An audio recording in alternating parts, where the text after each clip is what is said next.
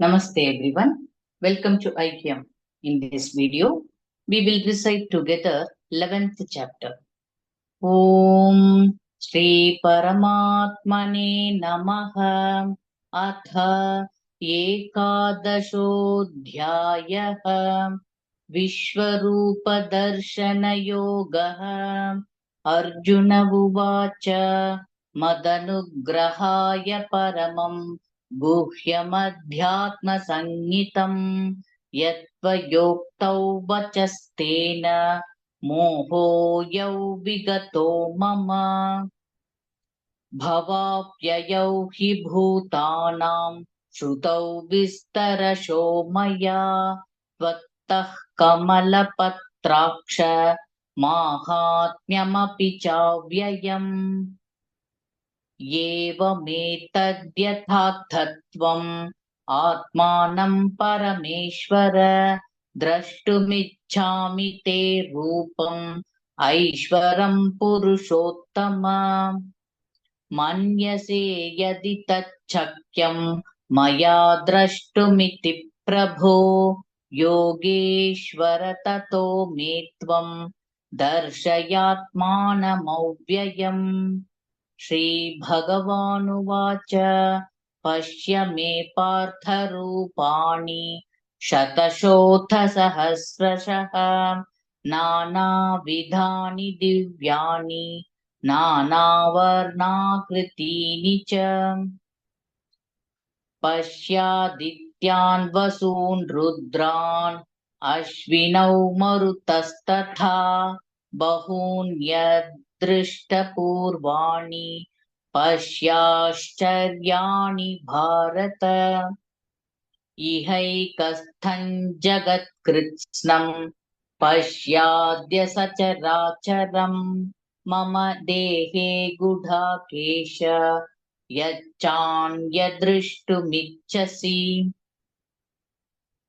न तु मां शक्यसे द्रष्टुम् अनेनैव स्वचक्षुषा दिव्यं ददामि ते चक्षुः पश्य मे योगमैश्वरम् सञ्जय उवाच एवमुक्त्वा ततो राजन् महायोगेश्वरो हरिः दर्शयामास पार्थाय परमं रूपमैश्वरम् अनेकवक्त्रनयनम् अनेकाद्भुतदर्शनम् अनेकदिव्याभरणम् दिव्यानेकोद्यतायुधम् दिव्यमाल्याम्बरधरम् दिव्यगन्धानुलेपनम् सर्वाश्चर्यमयं देवम् अनन्तौ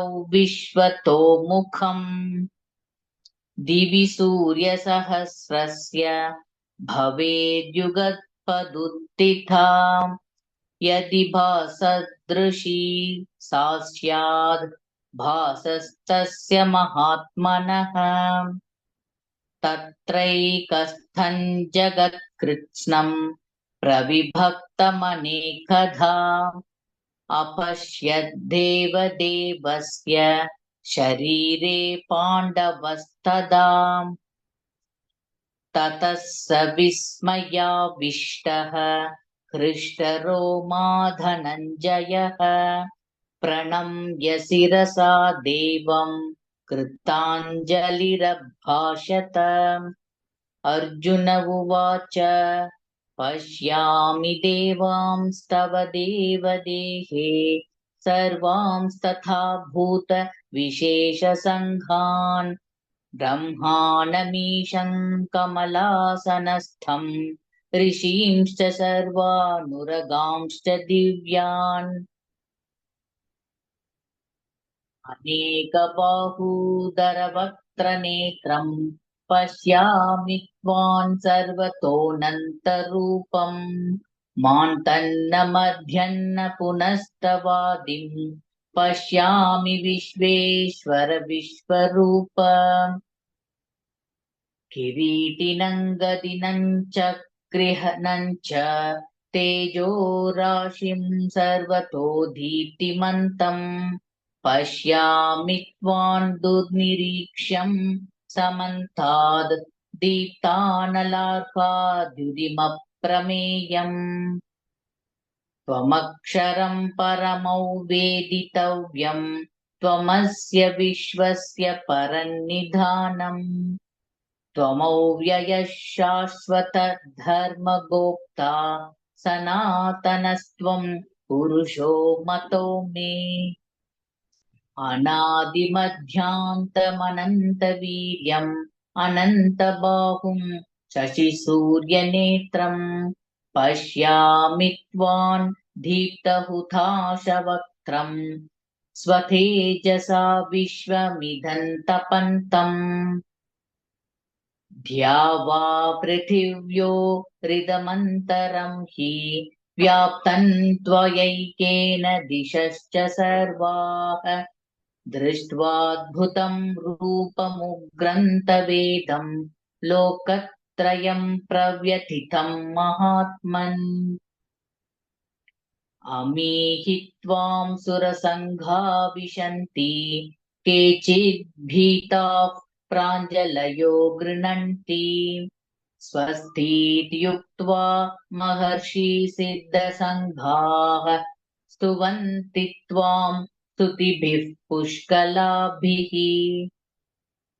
रुद्रादित्या वसवो ये च साध्याः विश्वेश्विनौ मरुतश्चोष्मपाश्च गन्धर्वयक्षा सुरसिद्धसङ्घाः वीक्षन्ते त्वां विस्मिताश्चैव सर्वे रूपं महत्ते बहुवक्त्रनेत्रं महाबाहो बहुबाहुरुपादं बहूदरं बहुदंष्ट्राकरालं दृष्ट्वा लोकाः प्रव्यथितांस्तथाहम् नभस्पृशन् दीप्तमनेकवर्णं व्याताननं दीप्तविशालनेत्रं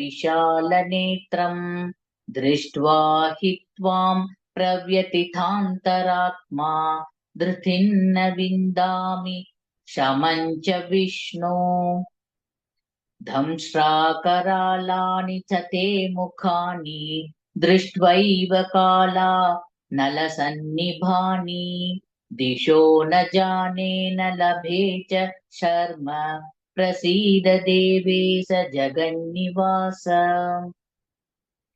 अमी च त्वां धृतराष्ट्रस्य पुत्राः सर्वे सहैवावनिपालसङ्घैः भीष्मो द्रोणस्तूतपुत्रस्तथासौ सहास्मदीयैरपि योधमुख्यैः वक्त्राणि ते त्वरमाणा विशन्ति दंष्ट्राकरालानि भयानकानि केचिद्विलग्ना दशनान्तरेषु सन्दृश्यन्ते चूर्णितैरुत्तमाङ्गैः यथा नदीनां बहवोऽम्बुवेगाः समुद्रमेवाभिमुखान् द्रवन्ति तथा तवामि नरलोकवीराः विशन्ति वक्त्राण्यभिविज्वलन्ति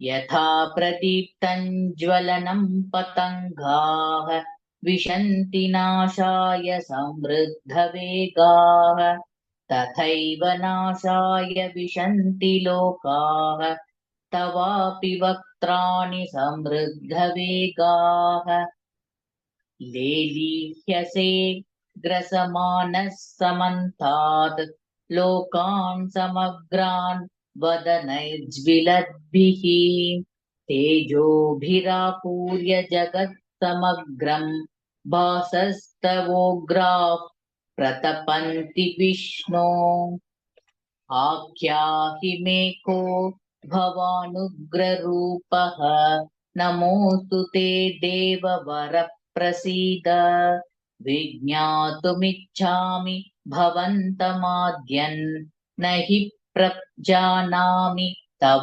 प्रवृत्तिम्।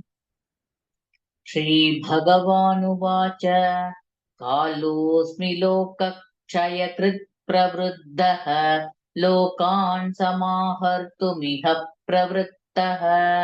ऋतेऽपि त्वान्न भविष्यन्ति सर्वे एव स्थिताः प्रत्यनीकेषु योधाः। तस्मात् त्वमुत्तिष्ठ यशो लभस्व जित्वा शत्रून् भुङ्क्ष्व राज्यं समृद्धम्। मयैवैते निहताः पूर्वमेव निमित्तमात्रं भव सव्यसाचिन्। द्रोणं च भीष्मं च जयद्रथं च कर्णं तथान्यानपि योधवीरान् मया हतांस्त्वं जहिमा व्यथिष्ठाः युध्यस्व जेतासि रणे सपत्नान्। सञ्जय उवाच एतच्छ्रुत्वा वचनं केशवस्य कृताञ्जलिर्वेपमानः किरीटी नमस्कृत्वा भूय एवाह कृष्णं सगद्गदं भीतः प्रणम्य। अर्जुन उवाच स्थाने हृषीकेश तव प्रकीर्त्या जगत्प्रहृष्यत् यनुरज्यते च रक्षांसि भीतानि दिशो द्रवन्ति सर्वे नमस्यन्ति च सिद्धसङ्घाः। कस्माच्च तेन न मेरन्महात्मन् गरीयसे ब्रह्मणोऽप्यादिकर्त्रे अनन्तदेवेश जगन्निवास त्वमक्षरं सदसत्तत्परयत्। त्वमादिदेवः पुरुषः पुराणः त्वमस्य विश्वस्य परन्निधानम् वेत्तासि वेद्यं च परं च धाम त्वया ततौ विश्वमनन्तरूप। वायुर्यमोऽग्निर्वरुणः शशाङ्कः प्रजापतिस्त्वं प्रपितामहश्च नमो नमस्तेऽस्तु सहस्रकृत्वः पुनश्च भूयोऽपि नमो नमस्ते। नमः पुरस्तादथ पृष्ठतस्ते नमोऽस्तु ते सर्वत एव सर्व। अनन्तवीर्यामितविक्रमस्त्वं सर्वं समाप्नोषि ततोऽसि सर्वः।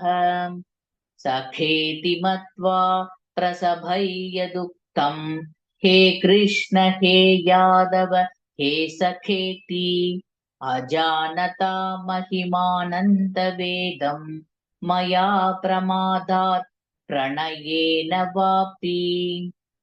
यच्चाहहासार्थमसत्कृतोऽसि विहारशय्यासनभोजनेषु एकोऽथवाप्यच्युत तत्समक्षं तक्षामये त्वामहमप्रमेयम्। पितासि लोकस्य चराचरस्य त्वमस्य पूज्यश्च गुरुर्गरीयान् न त्वत्समोऽस्त्यधिकः कुतोऽन्यः लोकत्रयेऽप्यप्रतिमप्रभाव। तस्मात् प्रणम्य प्रणिधाय कायं प्रसादये त्वामहमीश मीढ्यम्। पितेव पुत्रस्य सखेव सख्युः प्रियः प्रियायार्हसि देव सोढुम्। अदृष्टपूर्वं हृषितोऽस्मि दृष्ट्वा भयेन च प्रव्यथितं मनो मे तदेव मे दर्शय देवरूपं प्रसीद देवेश जगन्निवास। किरीटिनं गदिनं चक्रहस्तम् इच्छामि त्वान् द्रष्टुमहं तथैव तेनैव रूपेण चतुर्भुजेन सहस्रबाहो भव विश्वमूर्ते। श्रीभगवानुवाच मया प्रसन्नेन तवार्जुनेदं रूपं परं दर्शितमात्मयोगात् तेजोमयौ विश्वमनन्तमाद्यं यन्मे त्वदन्येन न दृष्टपूर्वम्। न वेदयज्ञाद् ययनैर्न दानैः न च क्रियाभिर्न तपोभिरुग्रैः एवं रूपः शक्य अहं नृलोके द्रष्टुं त्वदन्येन कुरु प्रवीर। मा ते व्यथा मा च विमूढ भावः दृष्ट्वा रूपं घोरमीदृङ्ममेदम् व्यपेतभिः प्रीतमनाः पुनस्त्वं तदेव मे रूपमिदं प्रपश्य। सञ्जय उवाच इत्यर्जुनौ वासुदेवस्तथोक्त्वा स्वकं रूपं दर्शयामास भूयः आश्वासयामास च भीतमेनं भूत्वा पुनः सौम्य वपुर्महात्मा। अर्जुन उवाच दृष्ट्वेदं मानुषं रूपं तव सौम्यं जनार्दन इदानीमस्मि संवृत्तः सचेताः प्रकृतिं गतः। श्रीभगवानुवाच सुदुर्दर्शमिदं रूपं दृष्टवानसि यन्मम देवा अप्यस्य रूपस्य नित्यं दर्शनकाङ्क्षिणः। नाहौ वेदैर्न तपसा न दानेन न चेज्यया शक्य एवौ विधो द्रष्टुं दृष्टवानसि मायथा। भक्त्या त्वनन्यया शक्यः अहमेवौ विधोऽर्जुन ज्ञातुं द्रष्टुं च तत्त्वेन प्रवेष्टुं च परन्तप। मत्कर्म कृन्मत्परमः मद्भक्तः सङ्गवर्जितः निर्वैरः सर्वभूतेषु यः स मामेति पाण्डव। ॐ तत्सदिति श्रीमद्भगवद्गीतासु उपनिषत्सु ब्रह्मविद्यायां योगशास्त्रे श्रीकृष्णार्जुनसंवादे विश्वरूपदर्शनयोगो नाम एकादशोऽध्यायः।